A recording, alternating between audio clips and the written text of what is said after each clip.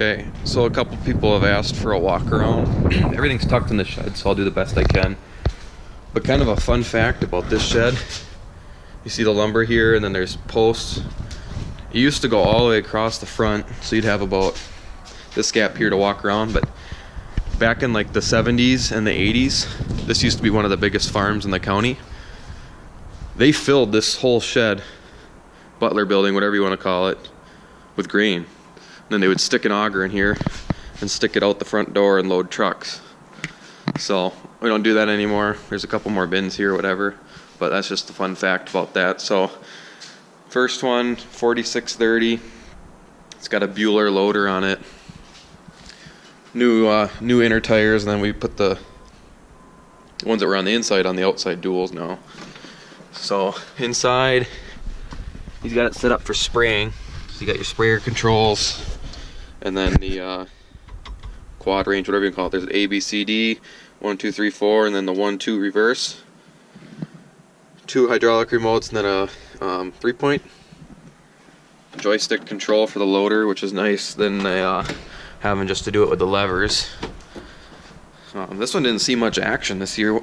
In prior years it had pulled wagons, but we had plenty of tractors and 4-wheel drives. I don't know if this would have been able to do it in the mud.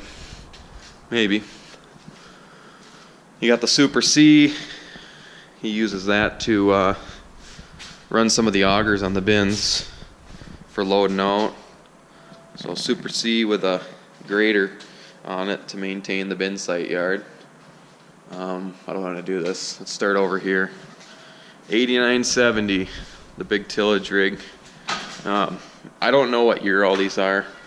I suppose I could ask them and tell all you guys, but the big 8970, nice tractor. The only problem with these things is they can't figure out, being that it's a Cummins engine, they can't figure out the high idle. So once you run it and the engine gets hot, it just likes to stay at high idle, and even if you pull the lever back, it stays at high idle. So that's kind of annoying.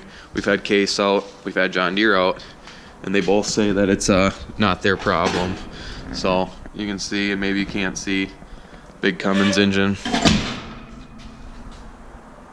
Boy, everything got packed in here. I don't know how I'm gonna get up in there. Well, anyways, let's see if I can sneak by without getting too much mud on me. In the spring, when they all get out again, I can do a better one if people are still curious. So the back of the 8970, you got 1, 2, 3, 4 remotes, your light hookup, and then the big pin.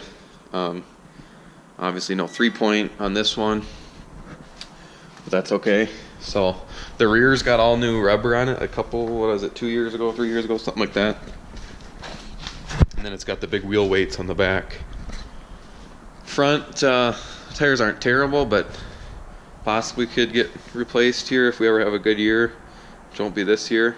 But this is the tire that on the last day of tillage, the seal it blew here going across some frozen combine ruts, and it was just flopping around on the rim. So they remounted it, and the owner finished with the 8870 and the 3-point ripper. So up inside the 89, you got 4 hydraulic remotes. You got your A, B, C, D, and then in this one though you got 1, 2, 3, 4, and then 5 and 6. And you got your 1 and 2 reverse. Just so you can kind of see the hood on this one. I don't know if the camera does it justice. It's so wide compared to the other rigs. So keep going. So this isn't a super long video. But right behind it, what do we got? The 8440, it looks like. This one was his planting tractor, and I pulled some wagons this fall. Let's see if I can sneak back here. So inside of it here, you got your A, B, C, D, and your 1, 2, 3, 4. But the only difference is here, let me get my flashlight so you can see a little better, is that there's only one lever. So you got to select your range, and then you do your 1, 2, 3, 4. So then you got 3 remotes and this one's got a 3-point. and a PTO. The 89 does not have a PTO. Should mention that on all of them too. This is gonna be tricky. Well, let's go this way. Back here, you got your Case 1020 25-foot beam platform with a Crary air reel. Sorry. That's all in here. Here you got your Draco 6-row 30-inch row head with the I think this is a 2002 Case 2388. You got your seed tender over here. I don't know what brand this is, or if it even says on it. I don't think it says. Oh no, it does. Crustbuster Seed King. So it holds 2 seed totes, whatever they are, like 50-unit totes or something like that. One of his old grain trucks there. Uses it for seed every now and then, for soybean seed, bulk seed, but now we just get it all in totes, and this thing's so slick. So I'm not even sure what this is. It says International on the front. Lodestar 1700. Here, the lighting is not the best because everything's in the shed. Let's see.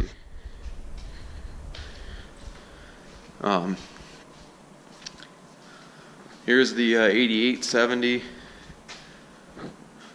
Hop up in this one. This one had wheel weights. He took them off so he could plant with this tractor.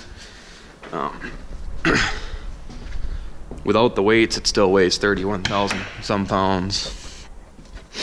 So you get inside of it here, and it's you know, the hood's narrower. I don't know if you can tell or not.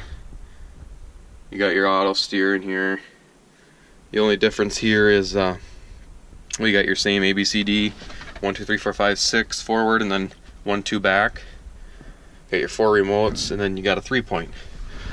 This tractor does have a 3-point. It needs it for the planter. It was nice to have it on that 3-point ripper. However, it does not have a PTO, which is kind of a bummer because this would be a really nice cart tractor, especially in the muddy years. So I still like I said, I don't know what year they are. Here we are with the 8430. This one ran the cart. You've seen it, maybe you saw some videos. Same as the 80, well, not the same as the 8440. You got your 1 2 3 4, and then you have a separate lever like the 4630. 1 2 3 4 1 2. It also has a 3-point. It's got 3 remotes.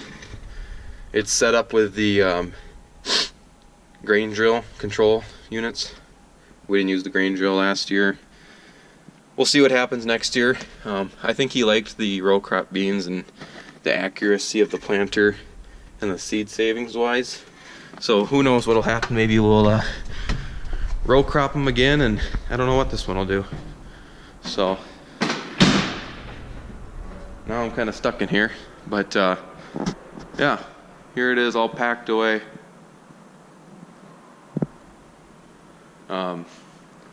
The 46 will get put on a snowblower for his house so he can clear snow. But yeah, that's it for the inside. Just so it doesn't get too long, I'll just show you what's left here. The ripper got put at his over by his house, along with the field cultivator, with the plow, and a couple other things should be here. So if I can find my way out of here.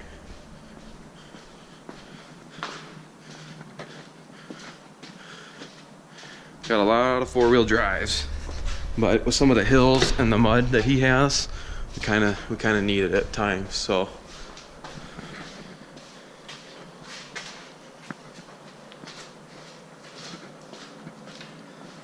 it's kind of a maze when you get them all packed in here, but I'm surprised they all fit. We got those 3 side by side, the tires almost touching. You got the 2 semis. Oh, I don't really want to get my boots wet or my shoes wet because this is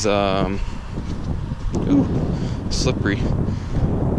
It's a Kenworth T600, and then the other one over here. No, the other one's up there. So Kenworth T600.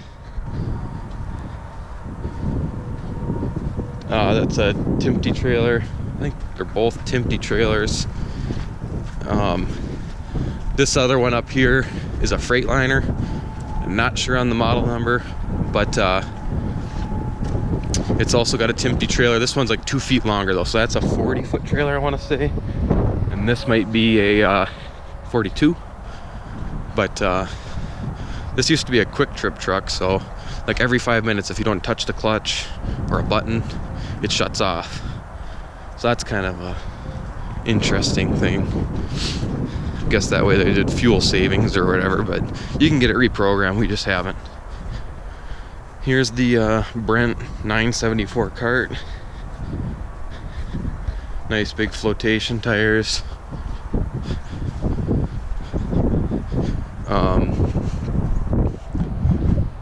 Here we got the plow.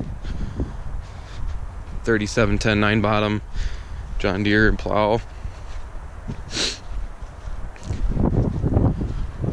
We got the I'm pretty sure it's a Lofness 30-foot stock chopper.